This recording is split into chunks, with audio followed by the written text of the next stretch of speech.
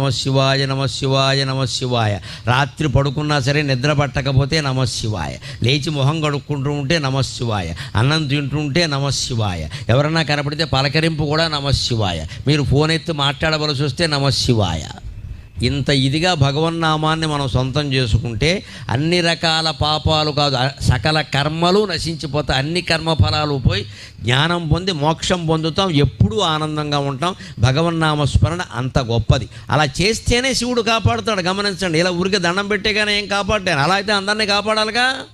మనం చెయ్యాలి, ప్రార్థన చేయాలి ఖచ్చితంగా. అది ఆర్తితో జరగాలి, కన్నీళ్లు రావాలి ఖచ్చితంగా. ఆ కన్నీళ్లతోనే భగవంతుడి పాదాలు గడగాలి. అందుకే రోజు ఇళ్లల్లో కూడా కులభేదం లేకుండా, స్త్రీ పురుష భేదం లేకుండా అందరూ దేవతార్చన చెయ్యండి. బ్రాహ్మణులు చేసే దేవతార్చన వేరు. వారికి వంశపరంపరగా ఏదో వస్తుంది, వారి పద్ధతిలో వారు చేస్తారు. వారి బాధ్యతలు వారిని చేయనివ్వండి. వారిలాగా చేద్దామని